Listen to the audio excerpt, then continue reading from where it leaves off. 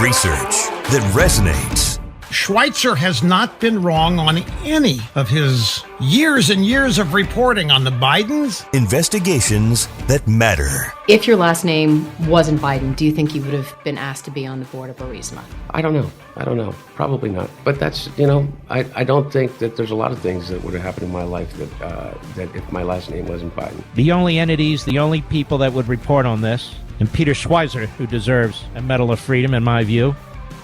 This is The Drill Down with Peter Schweizer.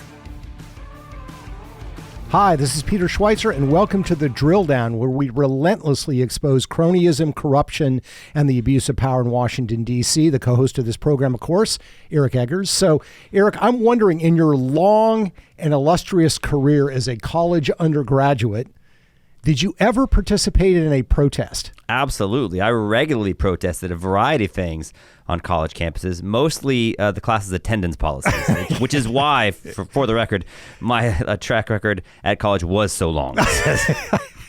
But there was no grand political protest or anything like that you participated in. Actually, it's funny. No, I didn't. But it's funny that this is a thing that we're talking about now, because Florida State University, where I attended, was at one point in the 60s known as the Berkeley of the South. It has a large tradition of social upheaval and social justice protests, things like that. And it seems like that's an era that many college campuses are attempting to reclaim right now. Columbia University just canceled their graduation because of the ongoing protest and the disruption those protests have caused for college life in New York. But it's happening elsewhere, but it doesn't quite seem like the same as what happened in the 60s, does it? No, it doesn't. It doesn't. And we're going to talk about that today. We're going to unpack it, I think, in a way that few other people, if anybody, has, and that is looking at who's actually behind these protests. Protests are not spontaneous. They just don't happen organically. They have to be organized. They have to be structured. They have to be directed and steered. And we're going to talk about who's doing that today and some very interesting ties overseas. We're going to talk about what the Chinese assessment of this is, using their own words. And we're going to unpack who's actually funding this movement, because I think you're exactly right. In the 60s, it was more spontaneous. Part of it was you didn't have cell phones. You didn't have social media. So, things kind of moved slowly and then developed. Now it seems to happen instantaneously, and it's very, very organized. The tents all look the same. The placards that people are carrying all look the same. The messaging from spokesperson from campus to campus, whether you're at UCLA or NYU, happens to be the same. And it's all because it is a deeply organized process, and it includes some very interesting foreign elements. Even New York City Mayor Eric Adams, who is no conservative, has said that he's defended, I guess, the performance of his city and said, look, these are outside elements that are causing these things to happen. Columbia's at the forefront, but these things are happening on campuses all over the place. There was a really interesting article in Politico where they kind of looked into, and there's been reporting by the New York Post and others about the funding connections between George Soros-backed groups and these college campuses. And I think that that's a real thing. We're going to talk about that briefly, but talk about, I think, a different type of funding source.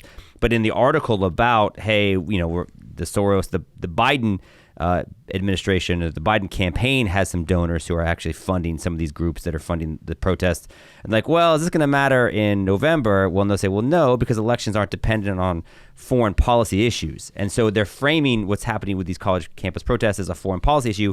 But I think the organization is so large and the impact on domestic life has become now so great. If you've got college campuses, think about this. If college graduation ceremonies are being canceled, it's the same group whose high school graduation were canceled because of COVID, right? That's right. Different thing 4 years later, but that's no longer a foreign policy issue. That's it's impacting my family's experience issue, which is why I think it is going to matter politically. Yeah, and this movement is designed to disrupt. It's not a ceasefire movement. The protesters are not calling for a ceasefire, give peace a chance kind of stuff from the 60s. I mean, they're actually endorsing intifada against Israel. On American college campuses. On American college campuses. They're in people's face and they're being disruptive. And by the way, certain foreign powers are watching this and enjoying it. So let's talk first about the foreign component of this. Then we're going to talk about sort of the divide within the Democratic Party, because there are some very interesting links here who's domestically is funding this movement, who also happen to be Joe Biden supporters. And of course, Biden is facing a lot of the blowback here. But let's start overseas, and let's start particularly with China. Okay. You want to talk about China. I am shocked. Yeah, shocked. Exactly. Blood Money Pete here wants to talk about China. Blood Money Pete. And we ran across this very interesting article. Book pusher Pete.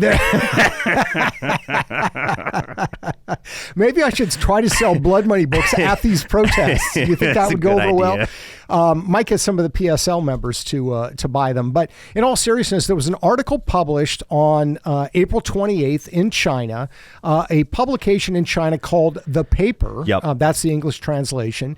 It is run by the Shanghai United Media Group, which is a state government-run media outlet. And it's written by a guy named Lu Fuyang, who is went to Columbia University. College student. Yeah, college student, who's now working for this government-backed newspaper. It's called History Knows Which Way the Wind Blows, starting with the Occupy movement at Columbia University. And this is a glowing account of how courageous and how forthright these students are at Columbia, and how we need to cheer them on. And he gives kind of a historical account of what is happening there. But it's very interesting because at the beginning of the article, he kind of offers a warning, because, of course, this is going to Chinese students. You want to read that warning for us and tell us what it says? Well, and I think that it's important to point out why there's a warning there. It says it must be emphasized this article does not intend to encourage any Chinese readers studying and living in the United States to directly participate in political movements. International students who attend school with visas are a vulnerable group, even in a legal sense, and the legal and other protections enjoyed by domestic students are not always extended to foreigners. So step one, Chinese newspaper saying, hey, listen, Chinese students, be careful, because if you do participate in this, if you get arrested, you may have fewer protections than regular students. And then, but the next line is the one that gets me. Read that next line. There are many other ways to support what is going on outside of direct participation. Coming forward is a kind of courage worthy of admiration. No matter what, please be sure to carefully understand your rights and possible risks in the host country in advance. You think it's interesting that in China, the default premise of course you would be in support of these protests is baked into the article. Yeah, no, the article doesn't say anything about supporting Israel or about saying this is, and the entire article talks about how these protests are being steered and directed by certain forces. They mentioned that there's lots of different signs that have the same language. They're all affiliated with Answer, a PSL, even though the protesters don't have any affiliation with them. The strategy of these political factions is to print large number of slogans and brands, distribute them to those people who lack organization, lack materials, which promotes the demonstration and it promotes the groups. Yeah. To borrow the words of a friend, this is again quoting from the article, it is difficult to say that students acted spontaneously. On the contrary, grassroots organizers have worked hard over the past 10 or even decades, and generations of students have turned themselves into batons, which is a weird translation, of forming a network of various colors. And so the question is, who are the groups that they identify? And one of the groups they identify in this Chinese language article put out by the Chinese state media is the Answer Coalition and PSL, which is the Party for Socialism and Liberation, which we talk about in Blood Money. But why it's relevant here is they pop up everywhere at Columbia, at UCLA, at Arizona State University as organizers of these protests. And why do we think that this group is important? Well, because they're getting money from communist China. And this is actually the connection. You've got the Anti-Defamation League, who is saying, look, we're wildly troubled that on 100 college campuses, you've got these PSL-backed protests where they're disrupting activities, disrupting traffic. And the University of Michigan, they're hanging signs that call for the Intifada. I mean, the language, whether intentional or not, becomes very aggressive towards Israel and Israelis, who you can understand are a little sensitive about such language. And so they're like, this is not an okay thing. And these groups are like, no, we're supporting the Palestinian people, Free Palestine. And so why do you think it's relevant that Chinese money is going to support groups that are organizing anti-Israeli protests on campus? Yeah, this is what I think is really important. And that is that PSL is basically a proxy for the Chinese CCP. The Party for Socialism and Liberation has pledged their support to China openly and publicly. The leader has said, we are here to offer a militant political defense of China. We know that their leaders have communicated, and we also know that China actually tracks the activities of PSL. We talk about this in Blood Money, and we know that there is this support that's taking place. So this is an organization, a radical organization that is doing the bidding of China in the United States. And by the way, they are everywhere. These are just a couple of headlines. We're not going to go through all of them. A couple of headlines of what PSL is doing. As you pointed out, the Anti-Defamation League has identified them as pushing for college encampments across the country. They organized protests at the University of Georgia. They were involved in setting up the encampment at Stanford University. At Washington University in St. Louis, PSL organized an encampment. 100 people were arrested there. Arizona State University, another encampment. 69 students were there. It was PSL that set it up. At Case Western Reserve in Ohio. The list goes on and on and on. The point is that PSL is omnipresent in a lot of these radical entities. China is aligned with them, and the Chinese official media is basically crediting them with pushing a lot of these protests. And I hate to give Peter Schweizer more credit because, look, the man's basically responsible for the fact that your daughter's not going to be able to be on TikTok anymore, So bad time Pete is another term. Be an active parent because of Peter Schweizer. But the point is, in Blood Money, we've talked about the fact that, hey, China's got a lot of different things happening that impact different aspects of American society. TikTok's one of them, and now you're seeing action taken by Congress. But 4 years ago, we also saw this same playbook manifested on behalf of China during the summer of the protests of George Floyd. We talked about the Chinese consulate in Houston, which was evacuated, and they burned all the documents so no one would know exactly what China was up to. And we know the fact that China Twitter had to delete 170,000 accounts that were linked to China, mostly because they were tweeting during Chinese business hours. Right. But social media accounts that were attempting to essentially foment violence, foment social unrest, foment the protests, encourage the protesting that was happening. And if you think about it, social media is actually the common campus, if you like, for all the protesters, because it's one thing to hold a sign on a campus at some university across the country, but then that gets amplified and celebrated in the community of social media, which we know China's a big player in. Yeah, absolutely. You're right. It magnifies it. It makes it more disruptive. And as you point out, I think it's a really important point is it's not as if PSL has been focused just on this issue. Right. 4 years ago, also an election year in 2020, they were at the forefront of a lot of the Black Lives Matter protests. Same kind of thing. So they're almost like a rent-a-riot, right? They're pro-Chinese, they get mad about something, and they decide they are going to shut things down. And then you've got media platforms like TikTok, but then you've also got Chinese bots operating on other platforms like Twitter or X that are magnifying this message. Why do they want to do this? Because it divides the country, and as one Chinese military official puts it, it saps America of its strength. We're fighting each other. There's all this social turmoil. We can't do the things that we need to do, be strong as a country because we're divided. And by the way, it's not just the alignment of groups like PSL that we know are behind all the college or many of the protests on college campuses across the country. But China has made U.S. universities a clear target of its initiatives for some time. In 2019, under the Trump administration, Betsy DeVos and the Department of Education, they issued this big report. They had a lot of different findings about foreign money that was going into U.S. universities. They included discussion of a U.S. Senate Permanent Subcommittee on Investigations that did a bipartisan report on the Chinese Communist Party's propaganda operations on U.S. campuses. It found that Chinese investments in U.S. higher education industries are a black hole because 70% of all the universities don't comply with releasing how much money they're getting from foreign sources. Much of it comes to China.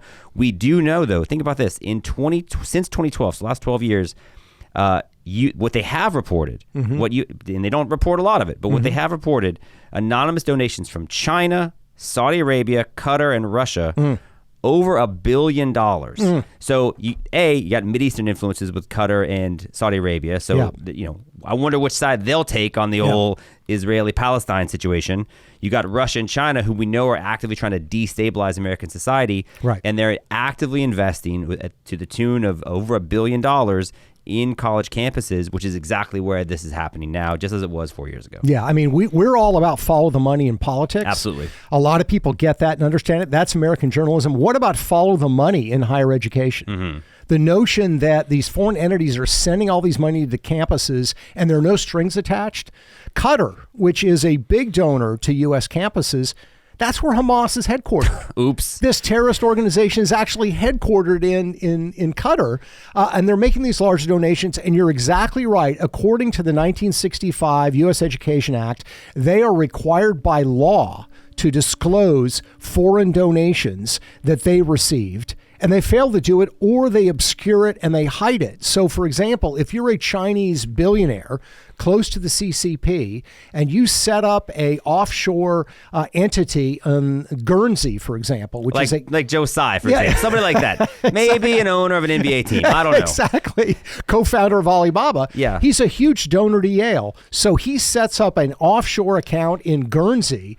He donates from that account to Yale University. And guess what? Yale lists it as a donation from Guernsey, not a donation from China. And by the way, Joe Tsai, I mean, just to kind of link what happened 4 years ago to what's happening now, Joe Tsai was essentially one of the guys who helped launch the Black Lives Matter movement with donations to that organization as well. Yeah, that's right. And it has been outspoken on these issues in the United States. But not in China. In China, not so much. I think that's actually one of the better points you make, because you talk about Roy Singham, who's been one of the people who's funded a lot of the trans movement and other elements that have proven to be quite controversial in U.S. And they're outspoken in investing in groups to help make these issues elevated in the United States, but they don't do it in China because you're not allowed to do that in China. Right, right. And there's also maybe recognition that it's not good for the society of China. Yeah, they're pro-CCP, and the CCP has taken the position that they don't even want effeminate men on national television because they think it reduces the virility of Chinese society, and they don't seem to have any problem with that. So it's a huge problem of this foreign outside influence that is organizing these protests in a very deliberate way. And that's the thing that I think that we can't emphasize enough. This is not like the early stages in 2020 of Black Lives Matter where people were kind of showing up and they were milling around and they were having peaceful protests. These are focused protests, sit-ins that are designed to provoke. They're highly organized. They involve elements that are being supported by foreign powers. And that, I think, is a huge problem. But there's also a domestic side of the coin here as well, right? And a really, I think, interesting divide within the Democratic Party when it comes to these protest movements. Yeah, I remembered when reading about the people that are Biden supporters and the fact that they happen to be also supporting groups that are behind these protests. It reminded me of something that we read last summer, an article about Barack Obama, but just to kind of put a little bit of meat on the bone as it relates to these groups. So pro-Palestinian protesters are backed by a foundation that gets funded by the Pritzkers, for example, who we know, Penny Pritzker is now in charge of the rebuild in Ukraine. So it's funny, there's this new Macklemore rap video out now where he's like tries to make the point, Ukraine can defend itself, but Palestine cannot. Yeah. And just to be clear, Penny Pritzker is helping blow up Chicago with these groups, but she's rebuilding Ukraine. Right? I mean, it's kind of a weird dichotomy. There's the Rockefellers. The Rockefellers have given $300,000 to the Tides Foundation. So the Soros-linked groups are collecting money from Biden supporters, and then a lot of that money ends up finding its way to groups like Jewish Voice for Peace, which explicitly describes itself as anti-Zionist, which has received $500,000 from the Tides Foundation over the last 5 years. So those types of things exist, right? Yeah. And that's a weird look for Joe Biden. You're also seeing more vocal opposition to Joe Biden emerge on behalf of these college campuses, which just reminded me of this weird dynamic within the current Democratic Party and the Democratic political coalition, which they say Joe Biden's trying to get young people and the Obama people. And then it reminded me of this article that an interview with a biographer, David Garrow, who wrote a big, long book about Barack Obama. And the article starts with... And just to be clear, Garrow loves Barack Obama. He's politically liberal. He's a historian. But this is not some crazy right-winger that's attacking Barack Obama. No, it says it speaks to a lot of different things, including the lack of curiosity about Barack Obama. And so do we not really understand who he was or how he came to be? But the article starts with this interview Garrow did with this girl who broke up with Barack Obama. And she's like, well, we're in Chicago. It's a white woman. We were dating. And we went to this exhibit on a Nazi trial of this guy, Adolf Eichmann, who was behind much of the Holocaust. And at the same time, in the late 80s, there was a mayoral aide in Chicago, Steve Coakley, who was giving these lectures inferring that Jewish doctors were infecting black babies with AIDS. So there was this, if you're a white Jewish person, you take a lot of offense to that. Rightfully so. And in the article, it talks about why Obama broke up with his girlfriend at the time. It says it was not Obama's blackness that bothered her, but that he would not condemn anti-Semitism. Yeah. And so it's just interesting to think of, 30 years ago, there was this dynamic where there's a certain element of a progressive, radical, let's call it black politics, that identifies more with a certain faction at the expense of being seen as anti-Semitic. And I think on some level, there's a progressive element that is okay with being seen as anti-Semitic. And that's kind of what's happening on campus now. Yeah, I mean, remember Jesse Jackson. Jesse Jackson once referred to New York as Hymietown. I thought that was Eddie Murphy on Saturday Night Live. No, that was Eddie Murphy pretending he was Jesse Jackson. It's a great song, Hymietown. But that shows that divide. And there's a certain irony here, because if you look at the history of the civil rights movement in America, the first Americans in the white community that really embraced the civil rights movement were largely Jewish Americans. So there's this history of long support for civil rights for the black community, and yet a lot of black leaders, for some reason, have been really shy about criticizing anti-Semitism, as in the case of Barack Obama or Jesse Jackson and others expressing these views. So the question is, we've got these foreign sources that are supporting this tumult. You've got these domestic allies that Biden are supporting it.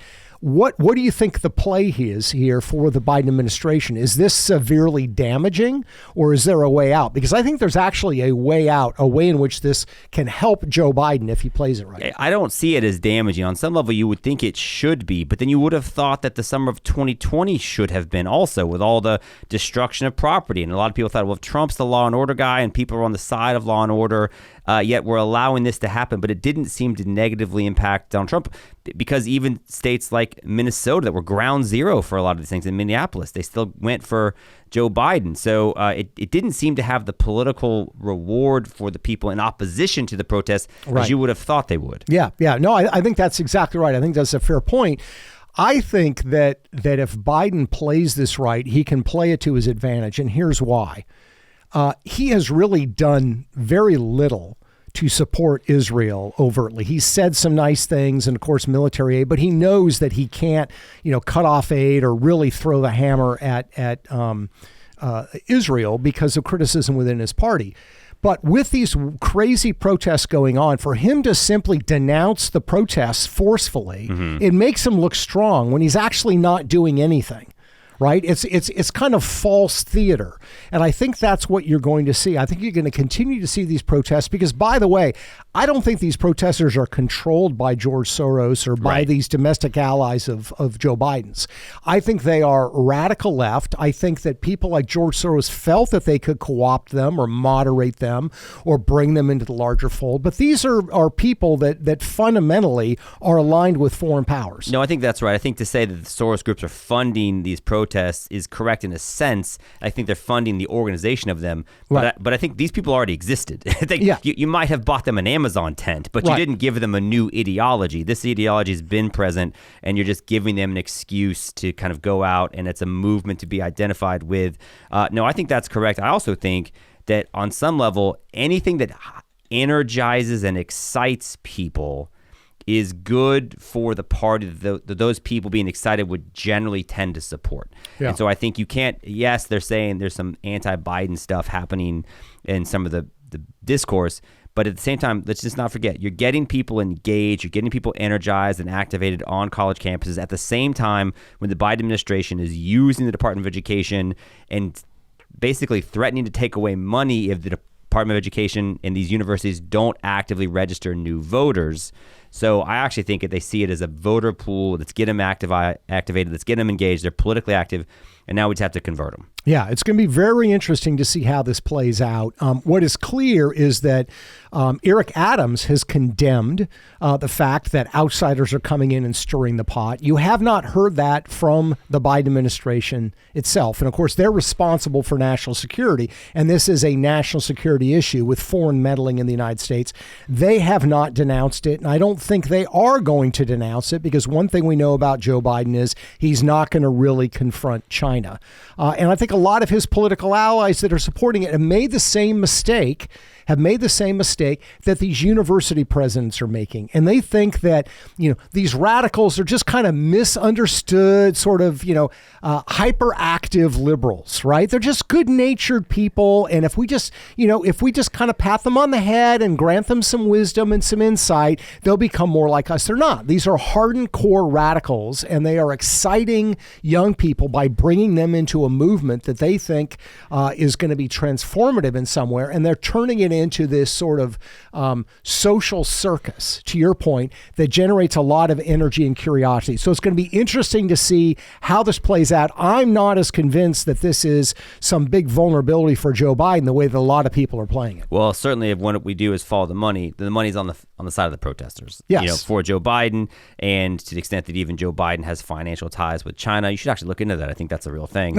I'll make a note of that. And China's supporting these protests as well. So it does seem to be, I wouldn't expect him to come out and do any condemnations of the protests anytime soon because of all those financial ties. Yeah, well, we know now that Eric Eggers did not create an encampment when he was an undergraduate in college, although that would have been quite fun to see. I would have been interested to see how you would have decorated that encampment and what the theme would have been. My tenure as an undergraduate student was so long, it basically qualifies as an encampment.